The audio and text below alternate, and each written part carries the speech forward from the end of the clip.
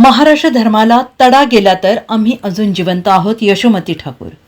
माजी मंत्री आणि काँग्रेसच्या नेत्या यशोमती ठाकूर यांनी सरकारवर हल्लाबोल करत एक मोठा इशारा दिला.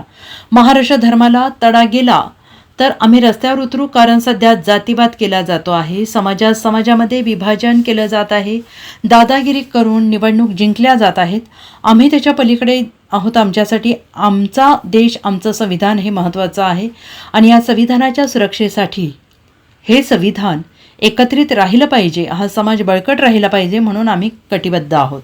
हे लोक एक मॅन प्रॅक्टिस करून सत्तेत आलेले आहेत, त्यांचं अभिनंदन. त्यांनी महाराष्ट्र जपावा, त्यांनी महाराष्ट्र धर्म सांभाळावा अशी त्यांच्याकडून अपेक्षा आहे. महाराष्ट्र धर्माला जर तडा गेला तर आम्ही जिवंत आहोत, आम्ही मेलो आहोत, आम्ही रस्त्यावर उतरल्याशिवाय राहणार नाही. त्यामुळे त्यांनी महाराष्ट्र धर्म सांभाळावा असा इशारा यशोमती ठाकूर यांनी दिला आहे. आम्ही यावर्षी देखील बाबासाहेब भारतरत्न डॉक्टर बाबासाहेब आंबेडकरांना अभिवादन केलं.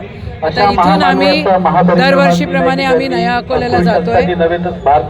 भारतरत्नांच्या तिथे अस्थी आहेत आणि त्या अस्थी आम्हाला प्रेरणा देत आहेत की हे संविधान बळकट राहिलं पाहिजे. तुम्हाला माहिती आहे की कशा प्रकारे जातीवाद केला जातोय आणि कशा प्रकारे समाजामध्ये विभाजन केलं जातोय आणि कशा प्रकारे दादागिरी करून इलेक्शन जिंकले जात आहेत. आम्ही त्याच्या पलीकडे आहोत. आमच्यासाठी आमचा देश, आमचं संविधान हे महत्त्वाचं आहे आणि या संविधानाच्या सुरक्षतेसाठी हे संविधान एकत्र राहिलं पाहिजे, हा समाज बळकट राहिला पाहिजे, म्हणून आपण कटिबद्ध आहोत. आपण अभिवादन केलं. धन्यवाद. शपथविधी झाला. शिंदे शिवाय संजय राऊतांनी म्हटलं, कसं पाहता?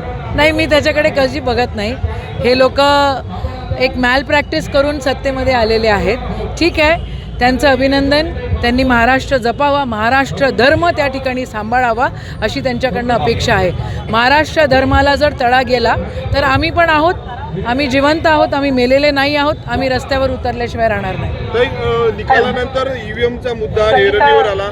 मार्केटवाडीतून जे आहे ते राहुल गांधी लॉंग मार्च काढणार असल्याची माहिती आहे. बिलकुल ना, त्यांनी मार्केटवाडीमध्ये का नाही बॅलेटमध्ये वोटिंग होऊ दिलं? असे भरपूर सारे गावं आहेत जे आमच्याकडे पण आलेले आहेत, आपल्या मतदारसंघातले, आपल्या अमरावती जिल्ह्यातले आहेत. त्यांनी म्हटलं की आपल्याकडे पण मार्केटवाडीसारखं आपण घेऊया ना, मग नेमकं काय झालं ते कळेल.